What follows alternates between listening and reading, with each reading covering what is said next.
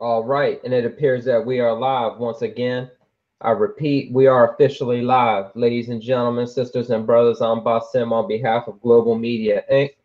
And as you see the logo, we are proudly displaying it. I'm joined by Mikha'el Ben Israel. He is the founder of the Walls of Jericho Biblical and Historical Studies, and he's also a Chicago native. And you've heard plenty from him on Global Media before. He's got his close friend with him and fellow brethren. We're going to introduce him. Tonight, Mikha'el is going to be speaking on Priest Jabari and addressing some things that he wants to lay out and bring to the table. I have a lot of respect for this brother, so he knows he has an open invitation. So, ladies and gentlemen, I've got Mikha'el Ben Israel, and his reader tonight is Cassious Israel. Mikha'el, I ask that you unmute the mic, and the floor is yours, good brother. Welcome. Hey, shalom, brother Basim. Grace and peace to all of this, the viewing audience. You know, this is me, brother Mikha'el. This is my brother Cassious Israel. He'll be reading for us today. One of my researchers from the Walls of Jericho, real good researcher too. Shout out to all the Walls of Jericho followers. First and foremost, I'd like to give all honor and praise to the Most High Elohim, Abraham, Isaac, and Jacob, and the name of his only begotten Son, Jesus Christ, the Mashiach. And yeah, so we coming at y'all live right now because I don't know if y'all seen, but it was a debate between Jabari, the Kemetic priest, and Brother Israel Doctrine, aka Carl Albert, on Sinai TV. And you know, I got to keep it 100. Carl beat him up. He won, but you know, and it wasn't the first time I seen him lose. Lex got him, Ron Divine got him, Tazaria got him, so Michael Evans got him. It was just like he really ain't won. This ain't a show about that because, of course, y'all gonna say I'm being biased because I'm a Hebrew Israelite.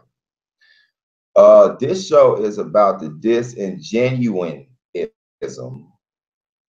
Disingenuousness, I don't even know if that's a word, but it is right now, of some of these new age Kemetic teachers. Now, I gotta say, the brother Jabari, out of all of them lately, and here in this, you know, these last couple of years, I actually see him as being one of the more genuine because he wasn't running around saying that, you know, the deities in Egypt was just matters and, you know, as far as they was just principles. He actually, if I'm not mistaken, I recall him a few times, basically what we call ancient Egypt or Kemet, right? So I had to give him some type of props for that because that showed that he was more into the old school way of quote unquote Kemetic science. You know, he wasn't trying to just, you know, metaphysicalize everything. He was saying, you know, he a priest. So he's dealing with the spiritual realm as well as with the history. So I thought he was a little more genuine until I started seeing his debates, and he seemed to have this very consistent pattern where he comes off real genuine. And then when you listen to him, first of all, what you would notice what he loves to do is downplay his opponent. So he'll say, oh, my dear brother, let's just say Tazariak, for example. You know, you're a good brother and but I think the problem with the Hebrews are they take such and such literal in the Bible and you know, things of that nature. So what he just did on the slick side, your relevance, therefore downplaying your knowledge and the relevant conversation at hand. So I used to see him do this over and over, but I caught something, and I think a lot of us caught that he would name his sources when Carl made him stick on subject, because you know they like to distract away from the initial subject at hand. And this, you know, they put the Bible on defense, basically. So you can't stay on one subject because you have to defend something else. going. He stayed on the same course, right? And so, are we still live? Loud and clear, good brother. Everything's fine. It just said global media is no longer. Oh, okay. All right. Yeah, my bad, y'all. I'm looking at too much going on the camera. So yeah, so I was watching it. Naming his sources. What's the name of it again? The Maximum of Hotel. Max. So apparently, this is the oldest complete book. Well, that in itself, hard wording. You know, you can't say it's the oldest book because what really constitutes a book? A paragraph, a sentence, you know, or is it a compilation of literature to form a book? So he said the oldest complete book. I'm not here to try to refute that whatsoever. But when he did this, it's as if he did this knowing that the majority of his audience, Hebrews and Comedics alike, but especially Comedics, wasn't going to go back and read it for themselves. And so, you know, we ain't gonna even take long on here because Monday Night Football coming up, and we definitely gonna watch the game. But we're gonna have a little fun right here, right now. So regardless of what side you on, whether it's the Hebrew side or the Comedic side, this is about to show you when you listen to these teachers or people that you look up as teachers, please go back and check their information because they can be real slick with their word. So what we did was my brother hit me up and said, hey man, check out that book since he brought it up. And when we check out stuff, we don't just check out one translation because see, our scriptures tell us to have two or more witnesses. So we do that even with the literature, as you want to call it today, cross-referencing, right? And so we went to a few translations of this book. And it was funny because what he read, now, Jabari, I would say this, that brother is a scholar. So I know that brother probably got a bookcase like the Vatican. So I know that he had to read what we read unless he's being disingenuous, as I call it, cherry picking, or he just skipped straight over something because he knew y'all wasn't going to go back and read it. So if you can, Brother Bassem, could you pull that clip up for us so I can let the audience see exactly what we're talking about? Sure, no problem. Let me pull it up right now. Just give me about 15 seconds. Continue to it. Set up the clip, and I'll screen share it. Okay. So yeah, in this clip that y'all about to see, this is in the middle of the debate between him and the Brother Israel Doctrine. And so it's a lot of other stuff that I can break down out of this, but we just gonna do this little part, make it fun.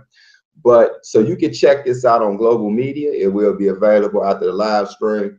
But what I also want y'all to do is, after that, probably in a few days or so, I'm going to actually have a version of this with a longer edited version where I'm going to add and break down more stuff. So it's going to be compiled onto this already ready-made live stream that we're doing right now. So I can really just blow some stuff up. But so this right here was something that only took us about 15 minutes to put together because he really just did it to himself. Yeah, so he's about to go on in the second. Well, this is from Brother Jabari's debate with Israel Doctrine. I'm going to screen share. First of all, I'm claiming fair right usage and policy, and I'm screen sharing everything.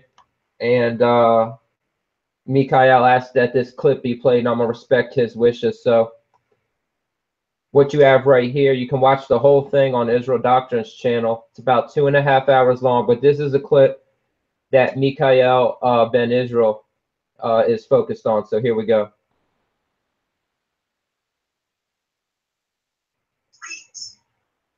In giving us a very powerful guide for the relationships between men and women.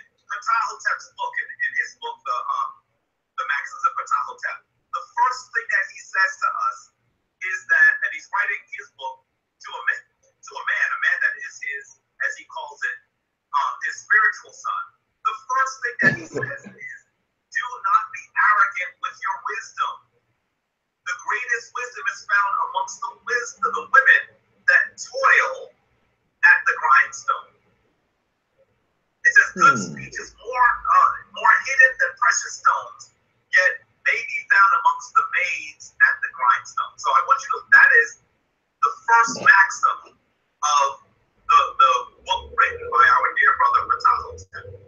So understand that this is a tradition that not only tells us how we're going to come to the world in sacred balance, but it also tells us how we're going to ensure that the relationships between men and women are powerful.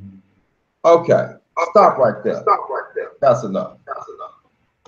Mute your mic real quick, myself. All right, now look, right. I want y'all to pay real close attention to what he said. At this article or verses or paragraph from this book, the oldest book from Kemet.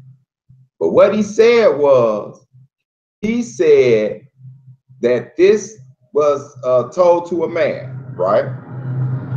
And he said that the greatest wisdom, I want y'all to hear that, the greatest wisdom was found amongst the maids. Amongst the women. So what he's doing is he's making a case that women were the epic ancient Kemet, as opposed to in the Bible, the Israelites basically treated women as if they was dumb, which we're gonna show you that ain't true too. Carl actually did a good job of that anyway. But didn't really say that, because he admitted that it was in regards to a man. So it was talking to a man, not to a woman. Because if that's the case, why it wouldn't be in reverse?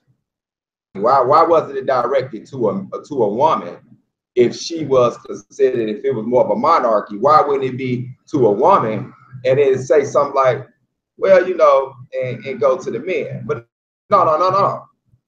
Thinking is that the epic of wisdom in Kemet was the woman as opposed to the Bible. Now, we're going to read the exact same book that Jabari read. We got one translation of it. I think we got, what, 2 or 3? So, all right, we got 2. Now, brother, I want you to read what he just read. He say. Okay, this is from the Maxims of Ptahhotep. It says, do not be haughty because of your knowledge, but take counsel with the unlearned man as well as with the learned. Ever attain perfection of competence, and there is no craftsman who has acquired full mastery. Good advice is rarer than emeralds, may be found even among women at the grindstone. Hold on. It said that this wisdom is priceless like ruby. It sounds a lot like our book of Proverbs. So if they want to say, well, we stole that from there, it would be funny, but I know why they didn't really go there. What it said even the wisdom could be found amongst women. Not even. It did. So hold on. It's saying that basically you can even find some wisdom amongst our women. The women even got some knowledge. Why does it say even if it was female centered? They supposed to all knew that the women's supposed to have been the epic of the wisdom. But Jabari read, first he was being slick. He said the greatest wisdom was amongst the women. This didn't say nothing about greatest wisdom. It said even wisdom wisdom can even be found amongst the women. Difference in that. So according to the Kemetic text that Jabari read, it's saying in the context of that conversation that men have wisdom. Fine. But you can even find it amongst women. As to say, it's harder to find it amongst women than it is amongst men. Now, ain't no way Jabari could not have read that. But let's check. Let's read the other version. Just to see, does it even say greatest wisdom, though? Like, where he get that part from? So let's see, what do the other one say? Be not arrogant because of your knowledge. Take counsel with the ignorant as well as with the wise. For the limits of knowledge in any field have never been set, and no one has ever reached them. Wisdom is rarer than emeralds, and yet it is found among the women who gather at the grindstone. And this other translation, you still don't see greatest wisdom amongst the women. Versions say wisdom is found, is hard to be found, even find it amongst the women. The second translation says wisdom yet can be found amongst the women. Jabari, you mean to tell me you didn't see these versions of the translations? Come on, man, you got all the books. So either he intentionally reworded it, or he chose not to read these versions of the translation. You know why? I hate to say it, because he know most of the so-called conscious community gullible as your everyday church. They just listen to their preacher. They don't even read the Bible for themselves. So let's see, in comparison, what our book says in Proverbs chapter 31. So chapter 31, and I like you, dear brother. Why don't you read start off at verse 1. This is Proverbs chapter 31, verse 1. The words of King Lemuel, the prophecy that his mother taught him. And what the son of my womb, and what the son of my vows, give not thy strength unto women, nor thy ways to that which destroyeth kings. Now, first off, let me start off. If our women was so dumb, or our women was looked at as such no-class citizens, why is it that in this proverb, one of Solomon's proverbs, the advice to a king or a powerful king, and who did he get his teachings from? His mother, Lemuel. And the first wisdom she dropped on him, we've all heard before. Thanks for bringing up that KJV version. And this wisdom is the type of stuff we heard from our grandmothers and our mothers growing up. Boy, don't be out there giving all your stuff to no woman. Be a man, be strong. Don't no woman want no old weak man. This the same type of advice that a real mama gonna give her son. It was dumb. They were supposed to shut up. And it specifically says the prophecy and that it says that his mother taught him. This is funny. So I would also skip down to verse 10, bro. Who can find a virtuous woman? For her price is far above rubies. Now hold up. He read from the Kemetic book, it said that wisdom was rare like rubies. But in our book, the Israelite literature, the Hebrews literature, the Hebrew Israelite literature, that who can find a virtuous woman, for her price is far above rubies. Now, this is advice from a wise woman, a son that is a powerful in a position of power. And one of the things that was taught to him was a virtuous woman is above rubies. Above is, but she is above. Now, I don't know if y'all know, but back in the day, rubies and stuff costed a whole lot of money. They still cost a lot of money, but wasn't nothing like bling back then. You know what I'm saying? These are people, so we always like that type of precious stones and all that. So a woman that is virtuous, and a part of virtuosity is wisdom in itself. Keep reading, brother. Verse 11. The heart of her husband doth safely trust in her, so that he shall have no need of spoil. He will do him good and not evil all the days of her life. Now, y'all hear that? This is beautiful. What can you go against on this? Knowledge from a woman. And one of the things she say is you supposed to teach a woman, or basically he's teaching that a virtuous woman is a woman that a husband can trust with all his heart. Oh, but I thought the Hebrew Israelites didn't trust their women. They just shut up, woman, go sit in the corner. You know you about to do this, you about to do. No, he's saying a woman like that, you can trust her all the days of your life because she won't do no. This don't sound like a chauvinistic nation who think that women is gum under their shoe. But that's the image that a lot of these new age comedics is trying to convey on the masses. A lot of it is, like I said, I did not look at Brother Jabari as one of these new age comedics because he admits that there is spirituality, or even basically, I might not put words in his mouth, but just from a viewer standpoint, that there is a form of religion in ancient Kemet, or ancient Egypt as we know it.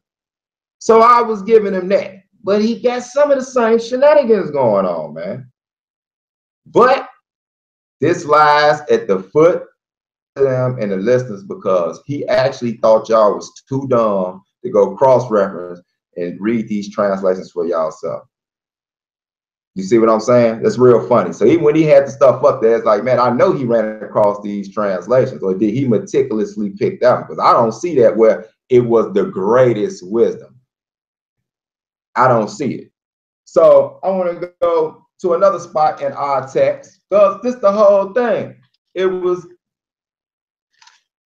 society versus Kemet. And this ain't nowhere even this presentation ain't the dog out Kemet. This is the show that is some disingenuous, slick, crafty little preachers, teachers in the conscious community. And it's y'all got to stop it, man. We get tired of the foolishness. So let's go to Titus chapter 2. Titus chapter 2. Because you know, the message that he keep trying to relay to people is that like society is just like some dingbats, and it just would not help us in today's society, which the brother Carl did a very good job in showing. Basically, it went that the Israelite society would be way better than the Kemetic society in comparison to the debate. Now, whether that's true or not, if you want to believe that's your thing, of course, I'm going to say, yeah, the Bible is better. The way that the brother put it out there, I mean, I still ain't really seen a Kemetic teacher just go blow for blow with the principles that's in Kemet instead of focusing on what's in the Bible. Jabari did try to do that somewhat and bring forth a case for Kemet. That was after debating made him, because he was trying to go off topic like he always do, but he just didn't let him. So let's go to Titus chapter 2, man. Brother, pick it up in verse 1, why don't you? This is Titus chapter 2, verse 1. But speak thou the things which become sound doctrine, that the aged men be sober, temperate, sound in faith, in charity, in patience. The aged woman likewise, that they be in behavior as becometh holiness, choosers, not given to too much wine, teachers of good things. Next verse. That they may teach the young women to be sober, to love their husbands, to love their children. Now, we could go on and on if y'all want to. If y'all keep reading it and get into some more qualities that the women should teach other women. You know, and so the reason I started with what a woman taught a man is because they like to say, well, you know, y'all women couldn't speak.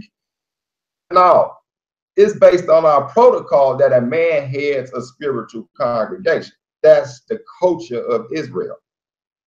Almost every culture is set up like that.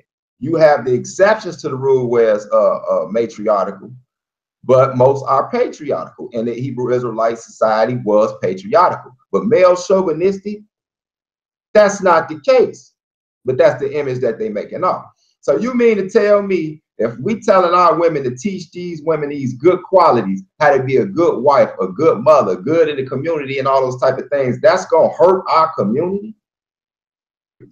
Come on, Jabari. That was just foolish. And it was funny because I saw how all of a sudden, you know, you start having camera problems and electric fuse outbreaks and, you know, cell phones going off and the mouse started moving later. I'm like, damn, boy, I really got him looking for the exits. I thought he was literally just going to jump out the glass window without raising the head first. That was a bad one. But I wasn't even really focusing on the beat now. Well, I was focusing to see if where the trickery was going to come in. That because this is what we got used to with the brothers from that side over there. I just hate to say it. That's literally their MO now. And so basically, we just showing y'all people long, but when y'all go back, man, check out that debate. It's on Brother Carl Albert's page. It's also on Sinetta TV page. Y'all check that out. And I want y'all to now look at it with some hands and not the little magic trick that he tried to pull. Y'all got to just get him an L on that one, man. But my bigger point is the trickery of these so-called teachers, man. You know what I'm saying? They're not genuine with their information. So we're going to go back to where we started. Let's go back because the subject is the women and the subject is wisdom. You never read in the translations that it said greatest wisdom is found amongst women. It seemed like Jabari added that. And if he does find a translation with that, my whole thing is, did he not see these? Did he not see these? Or did he meticulously pick that? To be quite honest with you. But we're going to go to Proverbs chapter 9, man. So let's go to Proverbs chapter 9. Man, this is just ridiculous. And brother, when you get there, read verse 1. Okay, this is Proverbs chapter 9, verse 1. Wisdom hath builded her house. She hath hewn out her 7 pillars. Now, as we see, wisdom and what you want to call the Israelite society or the Hebrew society, because, you know, these are our oracles or our answers that come from the Most High. Wisdom in itself is a feminine quality. Read that again, brother. Builded her house. Who house? Wisdom hath builded her house. Oh, you sure I don't say his house? Wisdom hath builded her house. Okay, keep reading. She hath hewn out her 7 pillars. Mm. She hath killed her beast, mingled her wine. She hath also furnished her table. Keep reading. She hath sent forth her maidens. She crieth upon the highest places of the city. Mm. Whoso is simple, let him turn in hither. As for him that wanteth understanding, she saith to him. You hear that? So wisdom, this feminine concept should be at the top of the pinnacle of any Israelite society of foundation. It has to be wisdom, and it represents a woman. Down on you, delicate, it's nice, and it's gentle. It should be something to be handled. That is wisdom, and it is compared to a. So he was very disingenuous with that, but maybe he didn't, I don't know, after what we just saying, I don't know. But the funny thing about this, it said, whoso is simple, let him turn in here. As for him that wanted understanding, she said to him. Now that's funny because what we read Proverbs chapter 31 with the king Lemuel, his mother or grandmother represented wisdom. And she was stopping him from being simple-minded. Come get you some of this wisdom. So where is he getting this from? But seeing what he just did, it really doesn't surprise me. Skip down, read verse 9, bro. Verse 9. Give instructions to a wise man, and he will be yet wiser, and he will increase in learning. So It says, give instruction to a wise man. He'll get wiser. He'll get instructions from this feminine quality, which is called wisdom. So whereas all this, our women is looked at as dumb as a box of rocks, or we look at everything great in the creation as masculine, and it does not represent the Bible. Y'all, if y'all started reading the Bible for y'allself and wasn't so biased, you would know this. So y'all got to stop saying that whole argument, man. It's dead. It's a lie. Y'all making stuff up because y'all just hate you that come with this Bible. See, this ain't one of them books we can just read and say, man, look at that. That's real cute. It actually got some stuff you got to follow. And so you're going to see our wisdom and knowledge in the way that we live, reciting some stuff. And then the dangerous part about it, you ain't got to get on no plane, go all the way to Egypt to dust off no pyramid text or nothing like that. You ain't got to flip over no tombstones or go in no grave and get a spookity-boo curse put on you, because you know they was throwing curses and stuff because they thought you was coming to steal their gold. But that's another story, but that's wisdom though. But I ain't gonna even shoot all that though. But so yeah, man. So Jabari, man, you was tripping on that, bro. You was tripping. I don't know if you did it on purpose, but as smart as you are, like I said, you a scholar. I just find it real hard to believe that you didn't put some thought into what you was doing. And as far as the Bible go, we don't even got to defend it. It is what it is. But y'all got to start defending some of that stuff, because y'all would be better off just keeping it real and just reading y'all stuff the way it is and stop trying to romanticize everything. Romanticize it, but then we see otherwise just from y'all own words. And so yeah, so that was funny. So you see what our book said about wisdom. You see what our book, just these couple of cases that I used, I could have kept going all night. But you see as women relate to society, as if it's not as if they didn't mean nothing. They didn't exist or nothing like that. That's trickery on you. You have to do the other things that it tell a woman to do. And that's to be a real woman, a real mother, a real wife, and things of that nature. That's the trick. And a lot of y'all is falling for it. But you know what's funny though? It's a reason that that section that he pulled from the oldest book in Kemet seems to kind of blow the woman off. Like, you can even find wisdom amongst our women. Like, even. Like, that ain't that common to find it amongst the women. So you can even find it there. And, well, I'm going to tell you why. Because while they've been going around here all this time talking about the great mother goddess, this and that, and Mayat, and all that, let's look at one of their texts. And we gonna see. Now, this is finna get comical, because you love to hear them say the Bible was taken from the Kemetic text, but they never get into detail what was really taken. Because even when they tried the whole 10 Commandments thing, he wasn't naming no commandments that was stolen from Mayat, not in the Torah.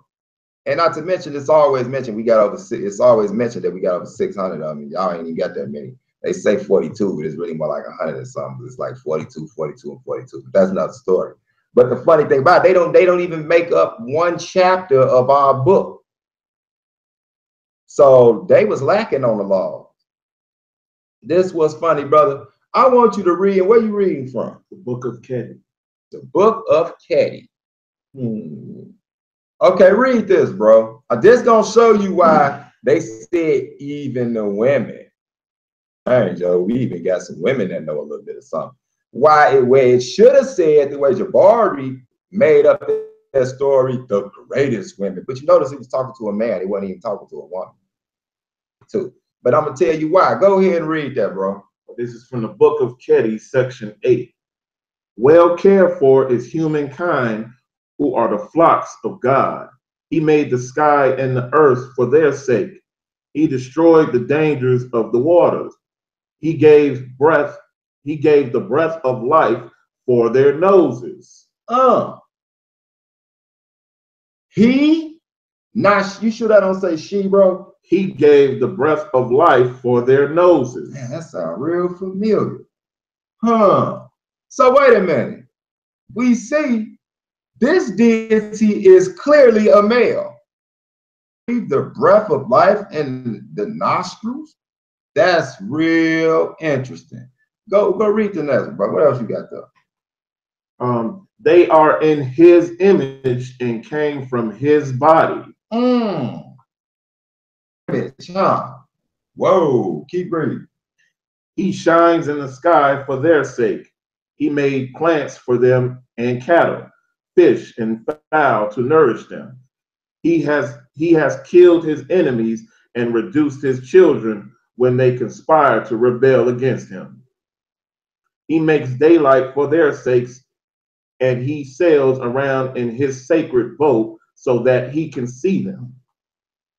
He has built his shrine around them, and when they weep, he hears. He made for them rulers even from the egg, the low from the back of the weak. He made for them words of power as weapons to ward off the blow of evil events, guarding them by day and by night. He has slain the traitors among them as a man strikes his son for the sake of his brother.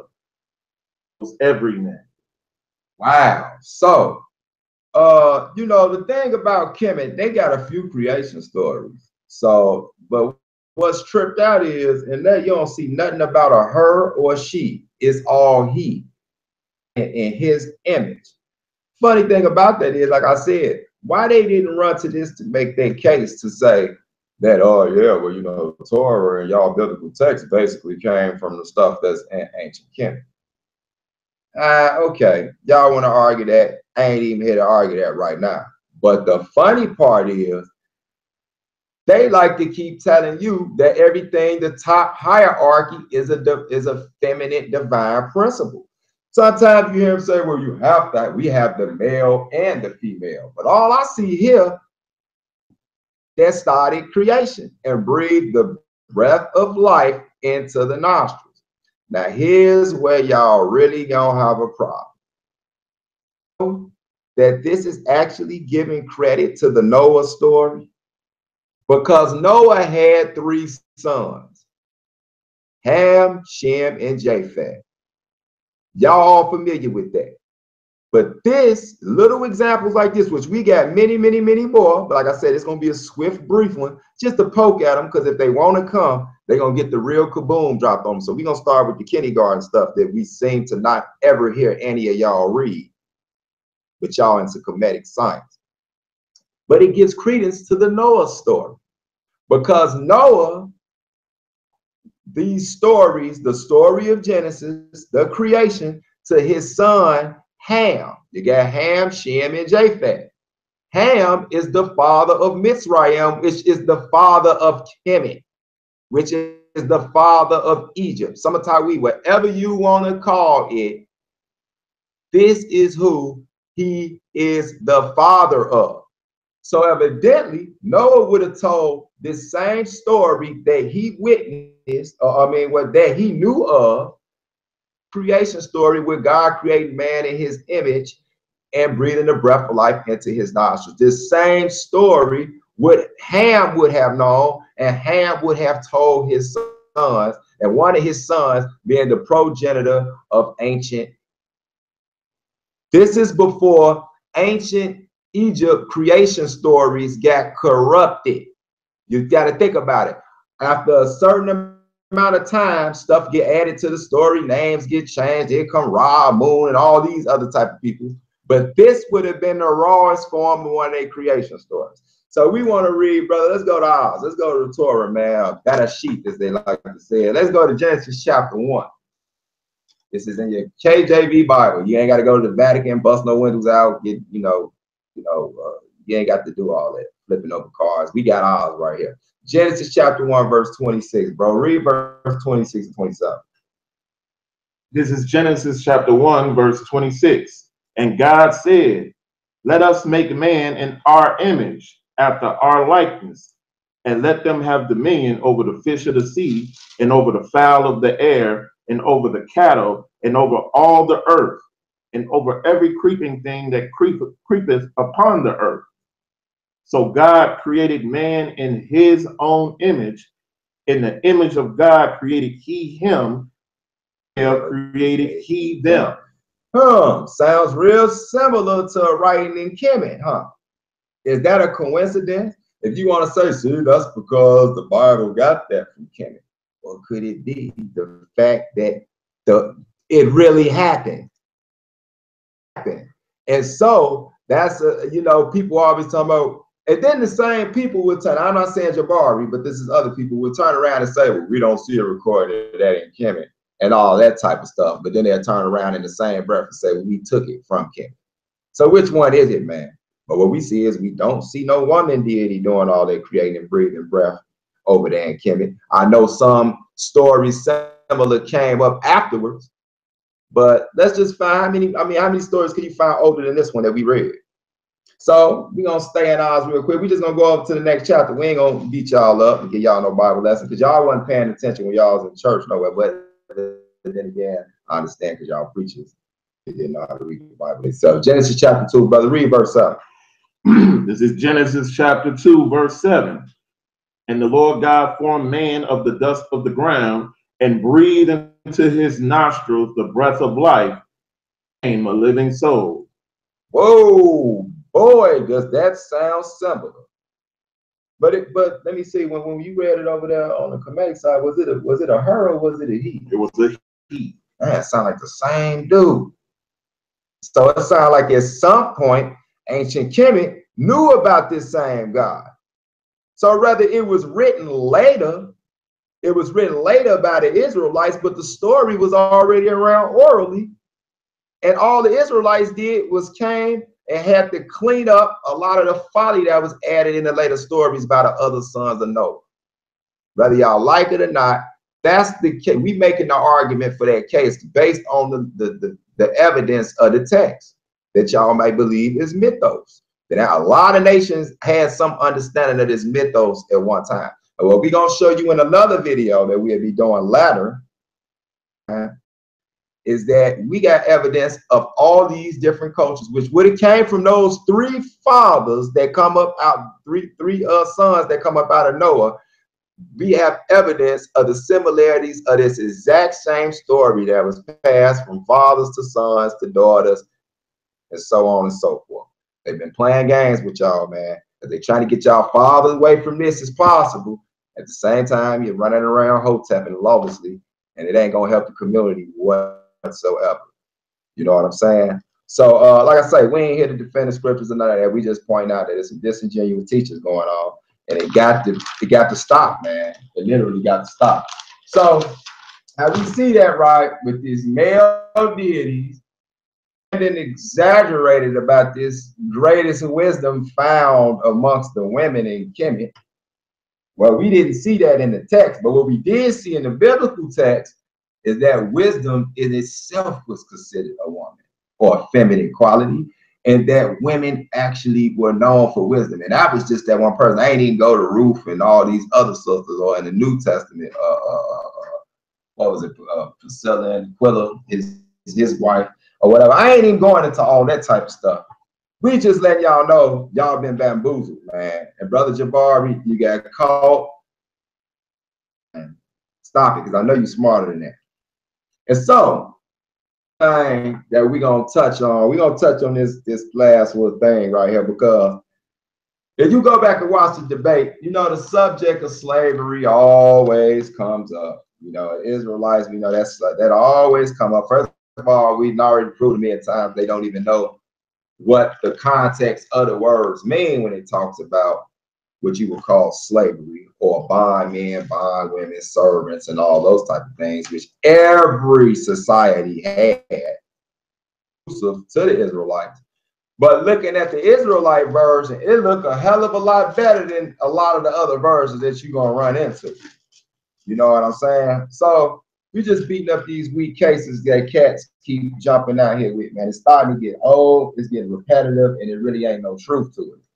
So, but that's them playing off the simple mindedness of what they think the simple mindedness is of the audience. I think y'all smarter than that. So let's go to Deuteronomy chapter 5, bro. Deuteronomy 5, man. I want you to read verse 13 and verse 14 real quick, because I want to show y'all something. The servants, or the lack of conversation, slave, which y'all want to say, but that really comes from Slavic people. I think everybody know that. So that's just the word that was there. If you want to get into the technicalities, then you have to get into bondman, bondwoman, versus servant and things of that nature, which would also be one of them, will be a comparison of the indentured servant. But let's go to verse 13, brother. Read verse 13 and 14. This is Deuteronomy chapter 5, verse 13.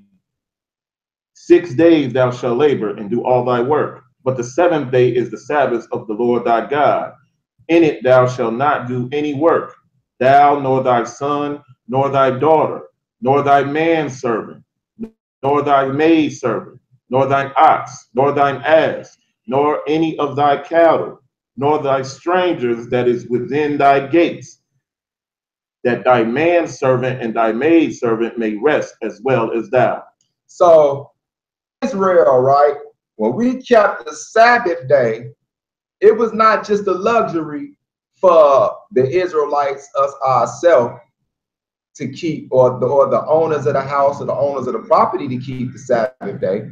Not only was it a holy day commanded by our God, but it was a non-labor day. It was the luxury of rest and not having to slave. Guess what? The servant that you had the rest too. So we wasn't doing like chattel slavery. You just getting beat 24/7, 7 days a week. They didn't care. They had absolutely no empathy for you whatsoever, or sympathy for that matter. But as we can see, if we had servants or whatever, bombing, whatever, they had to rest also. So they could kick back their day. You know, they could chill like that. How many chattel slavery, you did not see that in no shape, form, or fashion. But before we even go where you really want to go, my man, we gonna see what Kemet says about slavery, because this keep coming up. You know, the slave thing, but we gonna see what Kemet says about slavery, and we gonna see what the Hebrews and the Israelites say about slavery, or servitude, or bonding, and things of that nature. So, brother, I want you to also go to Deuteronomy chapter 23. Deuteronomy chapter 23, because they keep bringing this up, man. So we're gonna go ahead and address it. Deuteronomy chapter 23. Okay. Why don't you pick it up, bro? Pick it up. Now, this was funny. Let's say you was to deal with a slave, or if the Israelites would have it, you have people that would they would be in debt. So they will become somebody's servant until they can work off their debt. Or if they was poor and want to get on their feet, they will become up under somebody and be a servant, right? And so under certain conditions, to this person to pay off their debt. But we even had a release program for them. So you wasn't just going to be wearing them out for the entire, just forever, you know, just doing wrong. We're going to touch on all that and get some understanding of what the scripture said about that, and see how civilized this was. Then we're going to see, excuse me, then we're going to see what Kemet said. Let's go there. Brother, pick it up, verse 15, please. Deuteronomy chapter 23 and 15. Verse 15. Thou shalt not deliver unto his master the servant which is escaped from his master unto thee. He shall dwell with thee in that place which he shall choose in one of thy gates, where it liketh him best. Thou shalt not oppress him. Wow. So you know what's funny? These slaves over here in America in chattel slavery, which was one of the worst, atrocious, just bogus, oh man, crimes against humanity ever recorded. without a doubt, right? You know, you will have the runaway slaves.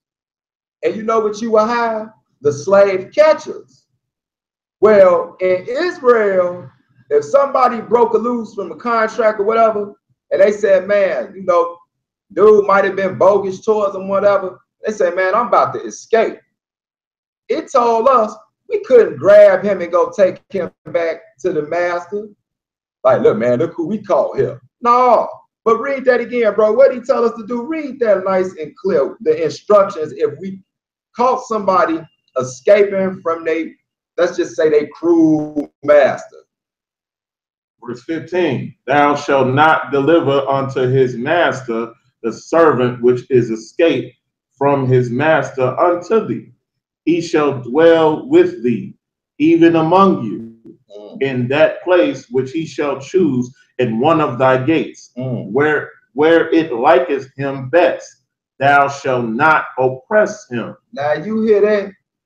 Not only could we not turn him back to the master, but he had the opportunity to say, look, man, dude, it was messed up over there, man, and I can't do that, man. Can I stay here? I like that area over there, man. You think I could get that living quarters, man? You know, I work or whatever, man. Could I get that? Whatever spot he like, we can do that. We got that. We supposed to say, yeah, go ahead, brother. You go ahead and get that, man. You can get that. Don't even trip. That don't sound nothing like what happened over here in America. So, there go another one. Stop bringing that up. They are polar opposites. Now, had this been going on, we would have been, you know, it would have been the way everybody looking at it right now as the most evilest thing that ever happened in history. Know what I'm saying? A real Holocaust. The trade I'm talking about. So, you know, they like to see that, brother. You know, they like to bring that up and all that type of stuff. But that's just one example. And we can do this all day because, see, a lot of these people who cherry pick in the Bible saw the whole rape thing and him and Carl. He beat that up too. You know, everybody knows it's a big difference between take hold of and lie with, which means take hold of means they agree. You can find out throughout the scriptures where it say he took this woman. And they basically they agreed. That is totally different than he forced this woman, which is the next one that he read. Carl beat him up on that one. Clearly states the difference between take and force. Force lets you know that's rape. That's why it's called force. And the penalty for that was death. So y'all stop bringing that up. So right over to Deuteronomy chapter 24. Let's go on over to the next chapter. Go to verse 15, bro. Okay, matter of fact, start at verse 14. This is Deuteronomy chapter 24, verse 14. Thou shalt not oppress an hired servant and needy, whether he be of thy brethren or of thy strangers that are in thy land within thy gates. At his day thou shalt give him his hire. Son go down upon it, for he is poor, and setteth his heart upon it, lest he cry against thee unto the Lord, and it be sin unto thee. Wow. Imagine if we got down like that today. So it just told us that if somebody is poor and in need, basically they on the verge of poverty or they in poverty. You see how we got these homeless shelters with people out there? Society, and our society, if we was set up right today, and these states was like the state of Judah, the state of Benjamin, the state of Zebulun, the state of this, right? When you come through there, you was poor, you was hurting, you was messed up. You go to somebody with some money, with some land, that man a nice little old deed, man, nice little old job. Come on, brother, you can work for me, man. I'd be your boss or master, because they didn't have a word. You ain't gonna find the word boss or supervisor in the Bible. But in a lot of instincts, that's exactly what it means. You see this though, y'all? It's literally saying you supposed to take that cat in and get them on their feet. Yeah, you come work for me, man. It said, and you better not try to play them shady. You better take care of that before it get dark. Because if he cry to the Lord, saying, man, it just got me out here bad, won't nobody help me. You done committed a sin. The Most High. So what's up with this tyrant, male chauvinist, woman hating, poor hating God that they say we get? What book is they reading? See, this is the problem, people. They cherry pick stuff out the Bible. See, this is the difference between the biblical text. This is why you don't see Hebrew Israelites romanticizing the Bible, because it's the good, the bad, and the ugly. Just like real life. When you walk out that door, you don't always see good. Everything in your family not always good. Everything in your life is not always flowers, roses, cherries, and milk duds. Sometimes it's stinky, it's ugly, it's murderous, and all that is in the Bible. Real. So when you let these cats tell Kemet, some of them, you would swear it was just a utopia. Like it wasn't no arguments, it wasn't no nothing. Like they was just, you know, and it scares me because if it was so peaceful and so great over there, why they have so many damn wars? Wars over there. And it wasn't just invaders like the Assyrians and all them coming up in there. Them and the Europeans stayed into it. And they was kinfolk. And they couldn't stand each other. But they'll let them tell you, oh, you know, every family has a spat. Dude, they was trying to wipe each other out. You know what I'm saying? You got the, you can see that's the thing, man. The brews I get down with, and a lot of the brews, we don't just read the Bible, we read history. Because history is relevant to the Bible. And that's the thing. But a lot of the cats, and I'm not saying all of y'all, I'm talking about these scholars out here, beside that, TV scholars, that's all they watch. They only seeing one side of the comedic spectrum. In Chicago, I respect the comedic science cats here in Chicago a lot more than I do on that network over there, because when you talk to them, now we'll say this for Jabari, they'll tell you they got religion. They got religion. They believed in gods. And a lot of them would tell you, oh, man, we know the Hebrews existed. That's goofy. Of course, they're going to say, well, but you know, we taught y'all and all that. And I've heard Jabari say that. So I give him that. He ain't known that, oh, they never existed thing, I don't think. I've heard him say that. Oh, we got a video coming out on that too, boy, about what the master teachers of ancient Kemet had to say about the Israelites in the Bible. It ain't what they out here telling y'all. And I'm talking about some big names. Y'all been bamboozled, hoodwinked, run them up. So as we just read though, here in Deuteronomy chapter 24, if our brother is messed up, it's even a stranger to come through the land. Messed up, man, you're supposed to let them work for you to get on their feet. How on earth would this not help our society? As shady as brothers and sisters is towards one another. But, you know, they don't expect you to read for yourself. So I want to stay on that subject. Skip down to verse 18, Brother Cassious. Skip down to 18. Verse 18. But thou shalt remember, thou shalt remember that thou was a bondman in Egypt, and the Lord thy God redeemed thee thence, command thee to do this thing. Now, this telling you why the Most High is so emphatic about treating people that's under the some form of servitude, meaning you have some power over them, you have some influence. This is what he's telling us not to abuse our power, because at one time we was bondmen or slaves in Egypt, but he redeemed us. So if somebody had to come work for us for a long amount of time or whatever, they get the Jubilee. 7th year, let them go, man. Take their ways, let them go about their way. That's, you know, if they was in debt or something like that. We had this thing meticulous down to the T. We had for different scenarios what you would do. Ain't no beating people, cutting babies out the womb, castrating, and all that crazy stuff that the Gentiles did to us, or the quote-unquote white people did to us, or the Europeans did to us. It did not go down like that. So y'all got to stop with that. But see, the thing is, again, they don't think that y'all read. And Jabari, that was real slick. Oh, and we can actually dissect the whole thing. You was slick all through that, but that ain't the first time. But we just want to throw that out there because we just tired of seeing people parrot the same stuff over and over. And then when they'll tell you they source, and you go read the source, 9 times out of 10, that ain't what it say. Or that's a piece of what it say, and they cherry picked or they jumped over certain things because it didn't look too good for them. It did not look too good for them. So, brother, let's stay back here in the Thawadah. And let's go to Exodus, man. Let's go to Exodus. So, I don't know, man. But we got to chill this out, man. We got to really raise our level. So whether you choose the Kemetic side or the Hebrew Israelite side, just be real with it. That's all we saying. Be real with it, man. I can respect the Kemetic. There's a lot of Kemetics that I respect. You know what I'm saying? My brother Kansu, them over that team Osiris, I respect them just because, for the most part, my interactions with them been genuine. You know, but it's a lot of cats that's real and genuine.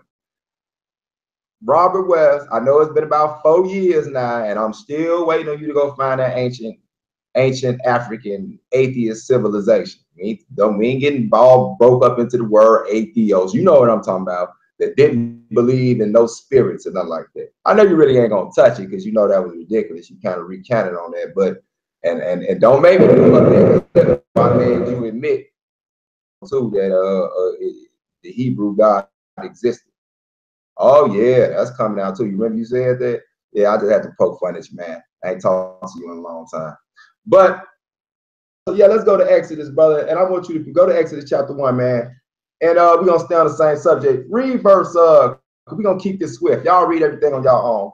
But read verse 13. This is why God had to deal with people that are less fortunate, that we have power over. This is why he said, remember we were bondmen in Egypt and he redeemed us. He wants us to remember this. So Exodus chapter 1, thanks for bringing it up, brother Bassam. Read verse 13, keep it short and simple.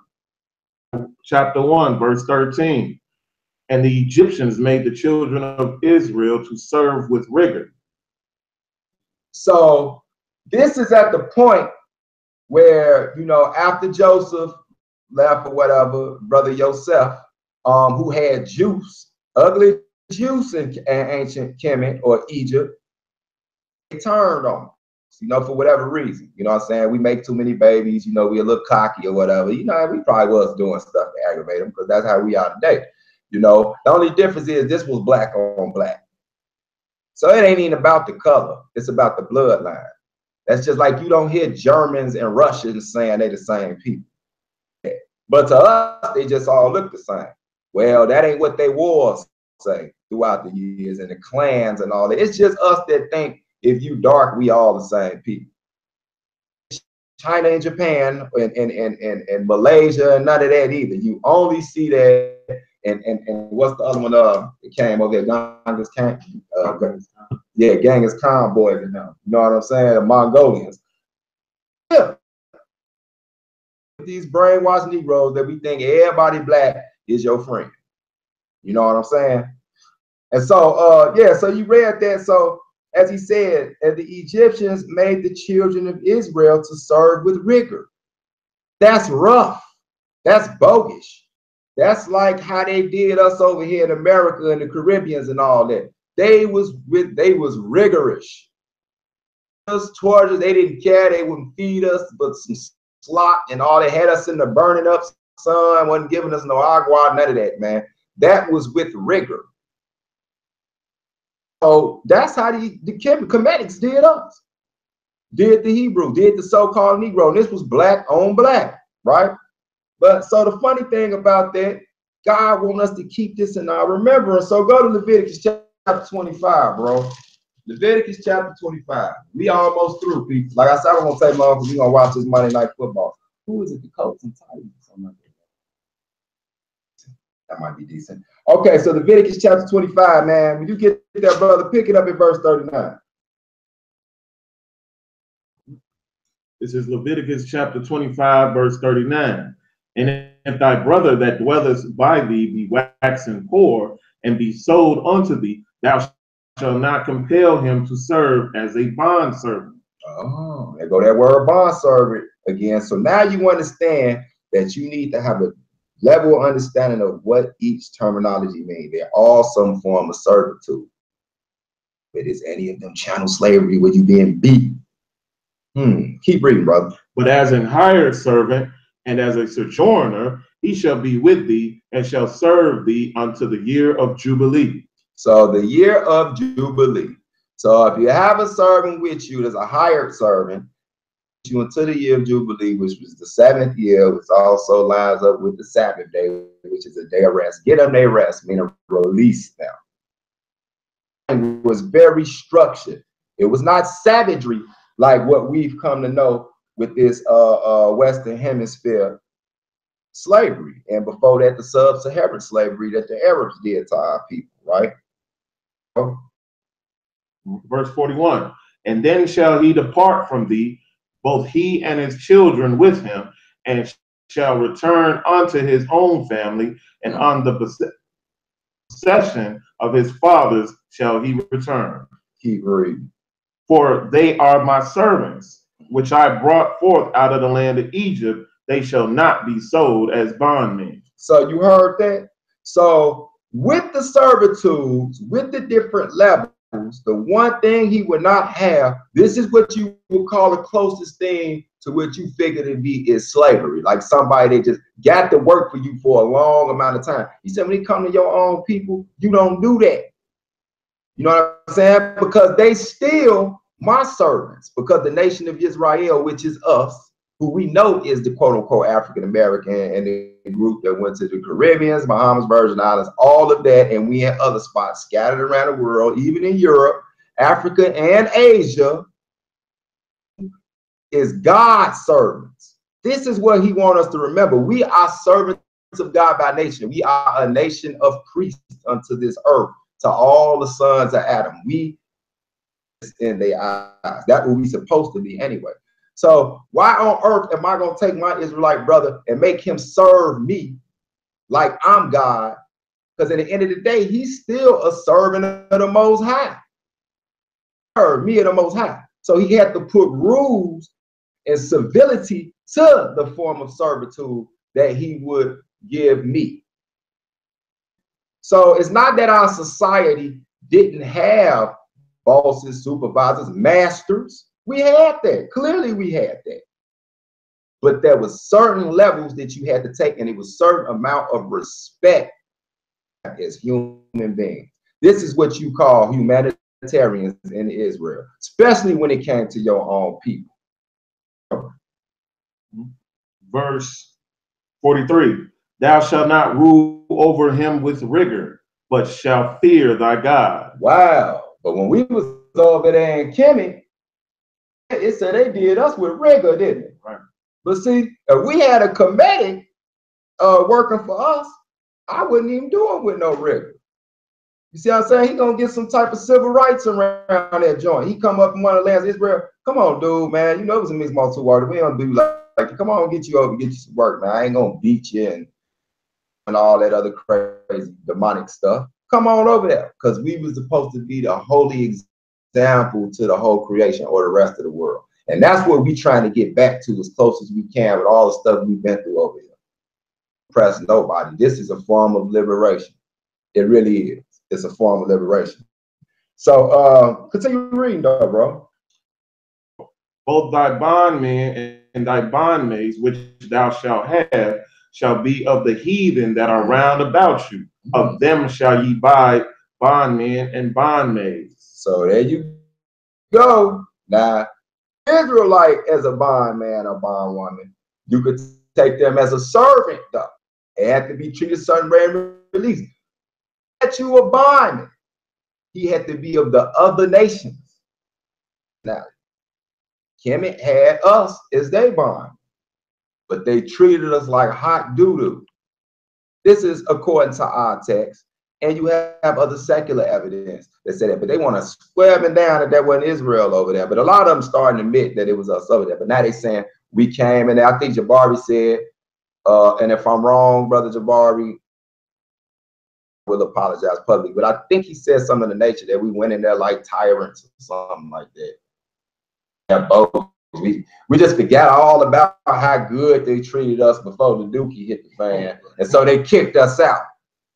Medics say this, you know what I mean? But we see our God keep reminding us, you know, when we was over there, man, he got us up out of that situation about that jam. Yeah, he tell us about that. Yeah, when them cats was treating y'all like that, I came over and got y'all about that jam. But you can also see other texts in the scriptures where he tell us, man, look, don't hate no Egyptian.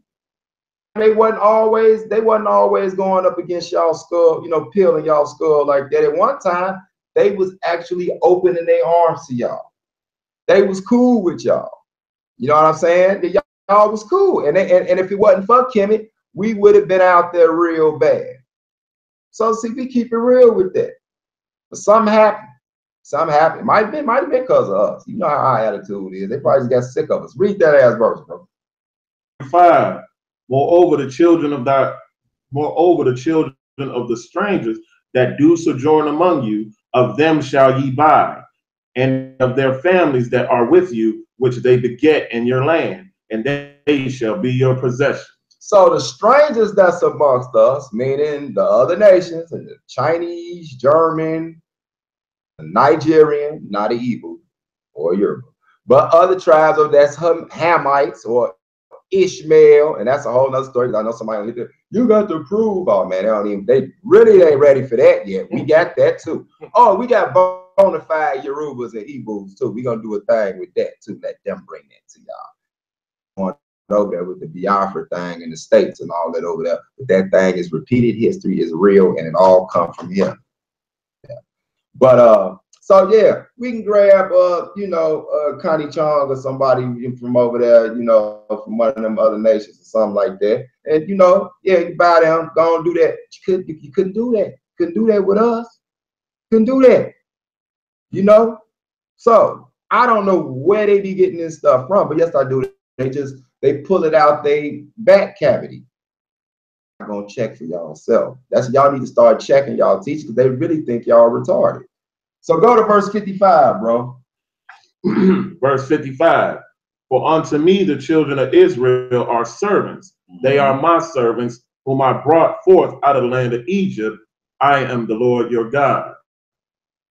Keep insinuating. I mean, he just keep putting the focus on the fact that Israelites is God's servants. We are his servants. So that means he is just as important to the God of Israel as I am.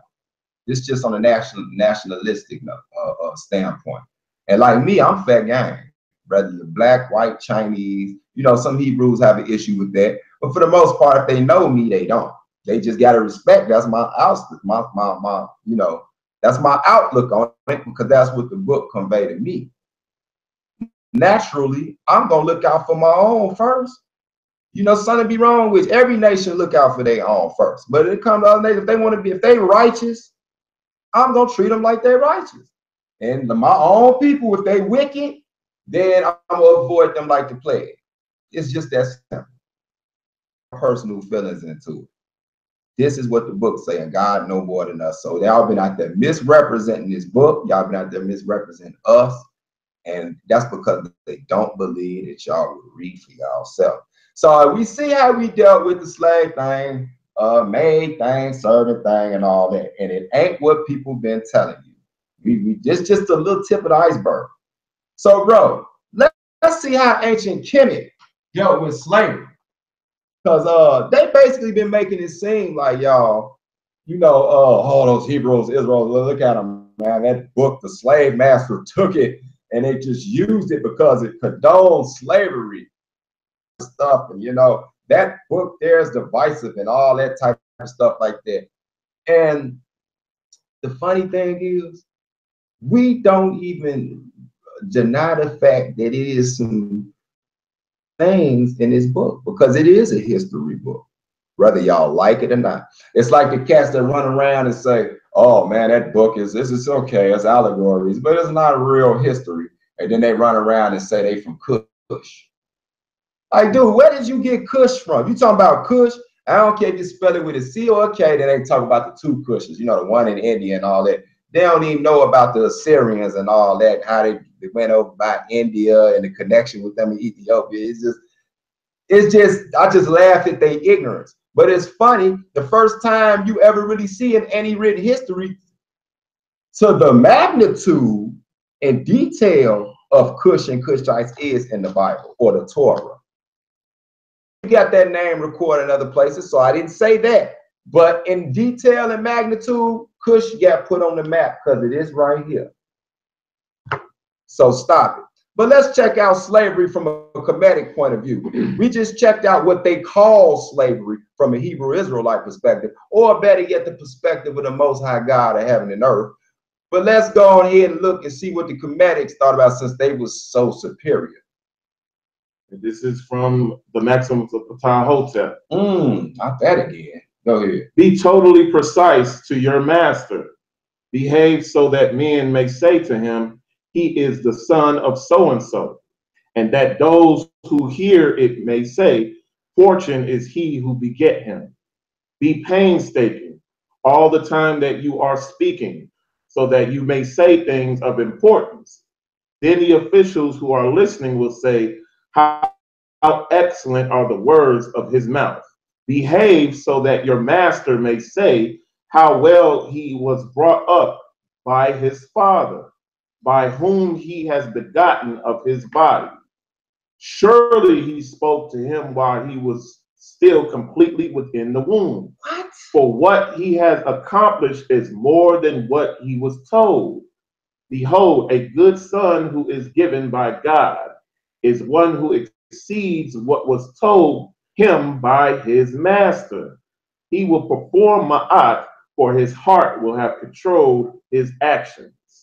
Wait a minute, man. Did y'all just hear this? Not only was it slavery, but they taught, oh my God. He even said from the womb, he teaching this child how to be a good slave. From the womb, man. Even better, it say he exceed his slavery. So, you know, in the movies or the history, they talk about when the house on fire, oh, our house is on fire, boss. That's the first form of it right there. This from the Kemetic writing. So you supposed to be, yeah, this is that's the oldest form. Is we sick, boss? Is we sick? Then they say teach it to the kids in the womb, man. Read that again, bro. Oh my God. I want y'all to listen to this real. Come on, y'all, put y'all ear right there. You name what it's from again so they can go check. This is the Maxims of Ptah-hotep. Behave so that your master may say of you how well he was brought up by his father, by whom he was begotten of his body. Surely he spoke to him while he was still completely within the womb. Behold, a good son, for what he has accomplished is more than what he was told. Behold, a good son who is given by God is one who exceeds what was told him by his master. Ma'at, for his heart will have controlled his actions. Wow. So not only in their teachings, look, they didn't have all that how to, it didn't even go into detail about whether it was a foreigner or whether it was their own people. They didn't care. If you was a slave, you was a slave. It don't matter if it was your uncle, if you threw your cousin in slavery. It don't matter if it was one of your Kemetic brothers. Hey, it didn't matter. A slave, a slave. You make a good slave out of him. Oh, wow. Not in ancient Kemet, bro. Kemet? Y'all ought to be ashamed of y'all self. But, so in comparison, this ain't looking good. It's like, and we got a whole lot more, so we can do this back and forth. But y'all already been getting beat up. I think this is the year of the Hebrew again, like it was a few years back, and it ain't been looking good. And that's because y'all got disingenuous teachers. If they just kept it 100, then you really, you know, it would be just up for the neutral person to choose which one they prefer. They prefer Kemet. More power to them. You know, I wish them well. But those of us who pick the scriptures, stop trying to defend them. I mean, well, no, you're supposed to be a defender. Energetic, you know, not like the cats running around that just ain't got nothing to do and they just trolls and they basically go to sleep having nightmares about Hebrew Israelites. But a true defender of these scriptures, that's cool. But go on the offense sometime. Because ours can bag it up. And don't try to sugarcoat it. Don't try to make it cute. Say it exactly like it is. Stop apologizing for our God, because if everybody was following our God, it wouldn't be so much chaos, so much robbing, stealing, killing, murdering, lying, scams, all the connery, con artistry that's going on over in the conscious community. That would not exist. Do we have to pull up the things about usury? We actually right in that area. You know what I'm saying? Read the book of the Torah, the first 5 books of Moses sometime. Then it connects you to the next one. You read the whole Tanakh. Then you get into the New Testament. Read these books that was written by our ancestors, for our ancestors, and to our ancestors, and see one to uplift our community better than the garbage that they putting out there to you, which it has absolutely nothing tangible to it today. We can't see it. This is not outdated. You can take it in any generation for the most part, most of it, and you can still use it today. So why y'all hating, man? Stop hating on the Most High. Stop hating on Elohim. Stop hating on Israel. Because if this was a battle, y'all losing anyway. Because more Negroes are going to wake up. We're going to keep waking up. We're going to keep finding out who we are. We are the Israelites. And we're going to behave as such. And if you're really a Christian, you need to come back to this too.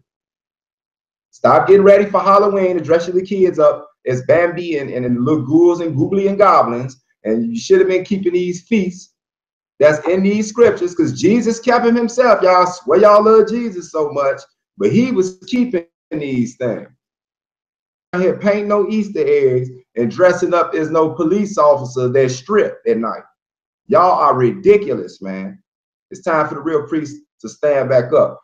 Hey, and it's funny, because basically our whole point and motive to the story today, the theme in this movie is we got to stop with the disingenuous, crafty trickery, cherry picking so-called teachers in the conscious community. Y'all got to keep it real, man. Like real talk. Y'all think y'all audience is real stupid. So let's go to another one of the comedic principles. Now we finna pull something from y'all. Since the Bible didn't already reign supreme, it's saying we gonna have to teach the comedic book since y'all won't teach it. Y'all like to just jump against the Bible all the time, but evidently y'all must either don't like the comedic science, or y'all don't know it, or you just ain't read it. So let's see what it talk about these disingenuous, bogus teachers. This is the book of Amen Moped. Do not miss, this is section 10. Do not mislead a man or woman with pen or papyrus. It is an abomination to God. Do not bear witness with false words, nor injure another with your tongue. Y'all heard that? Offenses in there. Don't injure with your tongue. That's slander, I would take it. What else is say? Read them 3 to me again. It's basically 3. Do not mislead a man or woman with pen or papyrus. Hold up.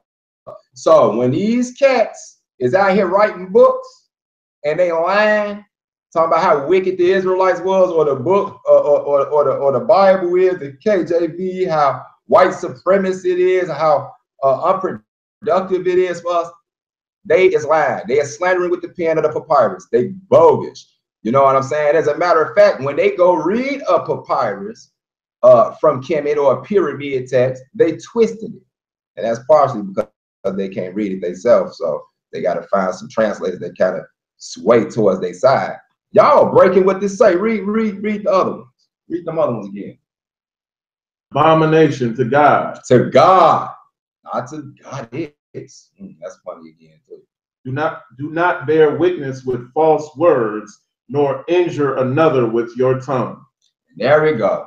Don't bear false witness, basically. Stop lying on people like y'all been doing, and don't injure people with your tongue. And I'm pretty sure that means slander. That's the same way we used to talk, and you can find a lot of that same talking in our text. So actually, wouldn't be nothing wrong with a lot of the comedic text if y'all really knew it, and if y'all stopped trying to filter it like it was all Fluffyville and follow it, it would be cool. But the truth is, either y'all don't have faith in it because y'all don't have faith, I'll say, or you just don't know. So yeah, man, I just wanted to say this, man. So this was a nice little Walls of Jericho production. My brother Bassem, thanks for having us on again. We're gonna be coming with some more. And like I say, this is gonna be downloaded to my Hebrews in the Hood channel as well as Global Media. And the one on my Hebrews in the Hood channel, more than likely is going to be edited stuff that I want to add to it, because this was just a little snippet and we about to get ready for Monday Night Football. All right. You can mute the mic so I can close this out. I appreciate it. You guys already know Mikha'el Ben Israel, founder of Walls of Jericho Biblical and Historical Studies, also Hebrews in the Hood. Check him out on YouTube. He's also on Facebook as well. You know, he's got an open invitation over here on Global Media Inc. This has been a Global Media Inc. production. I appreciate Mikha'el and his close personal friend and brethren, Cassious Israel. I appreciate the dedication. I really do. Till the next time, everybody be safe, stay blessed. I'm Basim. I'm out.